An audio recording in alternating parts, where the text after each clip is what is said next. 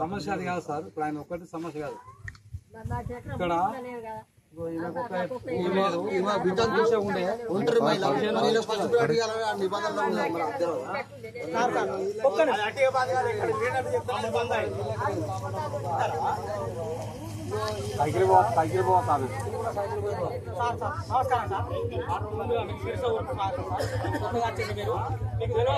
ఇక్కడ జరిగిన సంఘటన ఏంటంటే వచ్చిన వాళ్ళకు రావద్దు అనేది మా ఉద్దేశం కాదు సార్.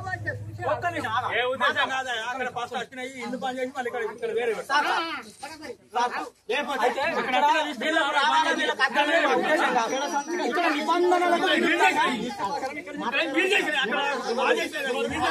నిబంధనలకు విరుద్ధంగా నిబంధనలకు విరుద్ధంగా ఇక్కడ సెలక్షన్ అనేది జరిగింది. ఓన్లీ గ్రామ పంచాయతీ నుంచి ప్రజల సమక్షంలో కాకుండా గడిల నుంచి జరిగింది. ఇది జరిగింది వాస్తవం. అయితే విషయం ఏంటంటే గ్రామ పంచాయతీ మీద నోటీస్ బోర్డు మీద నోటీసు పెట్టలేదు. ఇది ప్రజల సమక్షంలో సెలెక్ట్ చేయలేదు. విషయం ఏంటంటే అంతకంటే పూరిస్తులు బాగా మంది వాళ్ళకు కూడా కావాలి. నేను కూడా పేదనే, నాకు రాకపోయినా పర్వాలేదు. నాకంటే దరిద్రులు ఉన్నారు సార్, చాలా మంది ఉన్నారు. అందరికి రావాలి.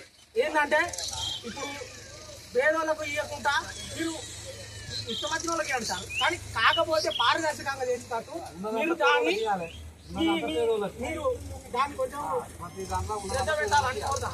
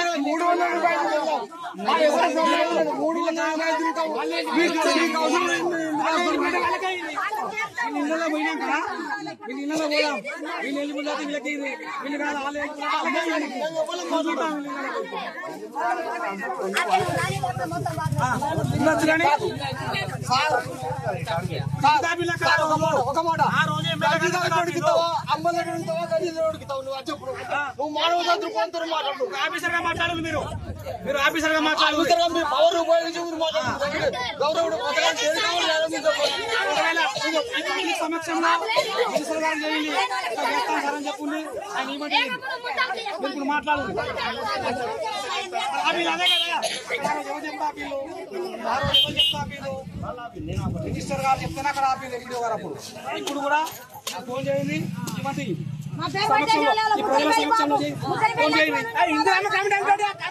కమిటీ సభ్యుల నిర్ణయం పిలిపియండి అలా పిలిపించి మాట్లాడాలి ఇంద్రేమో కమిటీ పెట్టింది కదా వాళ్ళని పిలిపియండి కమిటీ సభ్యులని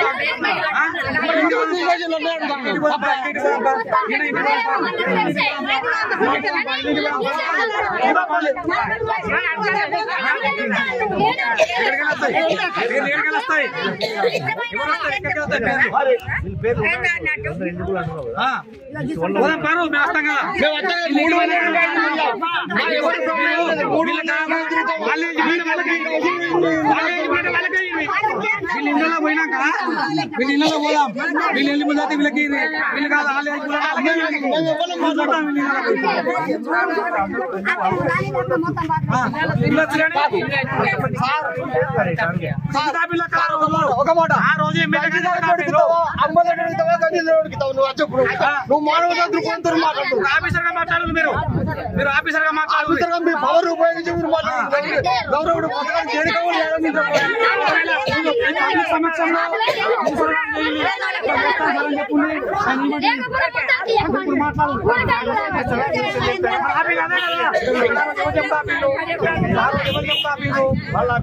మినిస్టర్ గారు చెప్తేనే అక్కడ ఆపేది వీడియో గారు అప్పుడు ఇప్పుడు కూడా మీరు ఫోన్ చేయండి ఈ మాట సమక్షంలో ఈ ప్రజల సమక్షంలో ఫోన్ చేయండి ఇందిరామ కమిటీ సభ్యుల నిర్ణయం లేకుండా మొత్తము పిలిపియండి ఇందిరామ కమిటీ పెట్టింది కదా వాళ్ళని పిలిపియండి కమిటీ సభ్యులని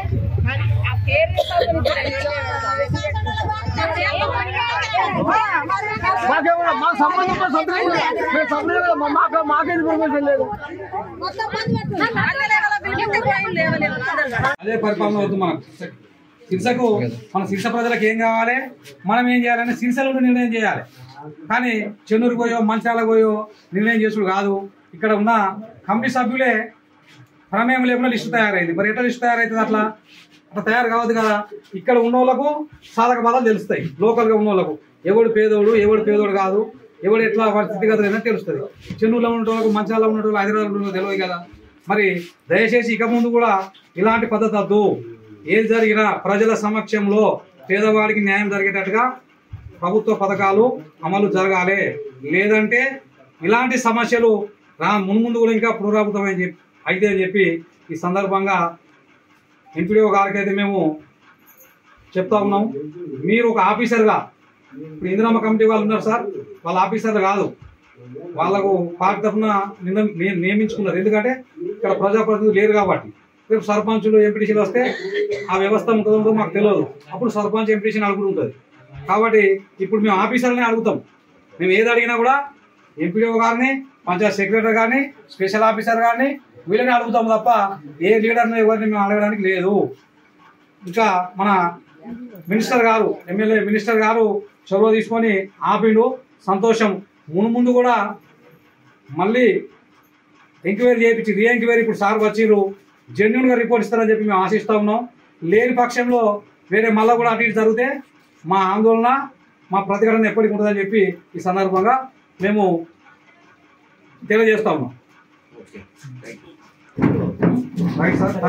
అటువంటి క్రియేషన్ ఇక్కడ ఉండదండి. కాబట్టి నిజమైన అర్హులకి ఇల్లు దక్కాలనేటువంటి ప్రభుత్వం యొక్క సదుద్దేశం సంపూర్ణంగా నెరవేరాలనేటువంటి ఉద్దేశంతోనే దీనికోసం ఇంతవరకు కాలం ఫైట్ చేసిన. వాస్తవంగా వచ్చిన వాళ్ళకు నేను ఎవరికి ఆపమని నేను ఖచ్చితంగా ఆపాలని ఎవరికి చెప్పలేదు. కాకపోతే నిబంధనల గైడ్లైన్స్ని పాటించి ఈ 385 ఏవైతే ఉన్నాయో అందులో 27 మందిని మీకు నచ్చిన వాళ్ళని మీరు స్వేచ్ఛగా చేసుకోండి, మీరు ఇవ్వండి, మాకు ఎలాంటి అభ్యంతరం అని లేదని నేను చెప్పిన. కానీ అదేవిధంగా గవర్నమెంట్ ఆఫీసర్ల తరఫు నుంచి కూడా, గవర్నమెంట్ చేయవలసినటువంటి ఆఫీసర్ల తరఫు నుంచి కూడా అలాంటి పారదర్శకంగా జరగలేదు. కొన్ని అవకతవకలు జరిగాయి. వాళ్ళకు తెలిసి జరిగినా, తెరవక జరిగినా, ఎలా జరిగిందా నాకు సంబంధం లేదు, నా ప్రమేయం వల్ల ఏం లేదు. నేను ఎవరి తీసిమని కానీ, ఎవరి ఉంచమని కానీ నేను ఏ విషయంలో లేదు. నా ప్రతిపాదన అంతా ఫస్ట్ నుంచి ఆ రోజు నుంచి ఈ రోజు వరకు ఒకటే మాట. ఈ 385 నెలలో మీకు కావలసినటువంటి ఎలిజిబుల్ ఎవరైతే ఉందో కింది నుంచి పై వరకు 27 మందిని మీకు టూరిస్ట్లో కూడినటువంటి వాళ్ళకు మీ గైడ్లైన్స్ నిబంధనలకు లోబడి ఆ 27 మందిని మీరు 385 మందిలో సెలెక్ట్ చేసుకోమని చెప్పిన. అదే మాట నేను చెప్పిన మేడంకు. తర్వాత ఈ గొడవంతా మళ్ళీ పై తెర మీదకి వచ్చేంతవరకు కూడా నేను కనీసం నేను ప్రత్యక్షంగా మేడం గారు ఇక్కడ ఉన్నారు, ప్రత్యేక అధికారి గారు కూడా ఇక్కడ ఉన్నారు. నేను ఎవరికి ఫోన్ కానీ, ఏం జరుగుతుందని కానీ, ఇళ్ళ విషయం కానీ నేను ఎలాంటిది ఎవరికి ఫోన్ కూడా నేను చేయలేదు. ఎవరైనా మీకు అభ్యంతరం ఉంటే కాల్ లిస్టు మీరు చెక్ చేసుకోవచ్చు.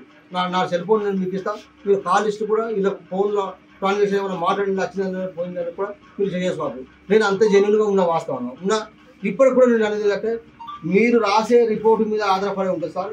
ఈ 27 మందికి క్యాన్సర్ అయినా పర్వాలేదు, కానీ మళ్ళొచ్చే 27 మంది మాత్రము ఎవరు ఏలు పెట్టకుండా ఉండే విధంగా మీరు ఇళ్ళని లిస్టు పంపాలనేది ఈ అందరం మీకు మేము అప్పీల్ చేస్తున్నాం సార్.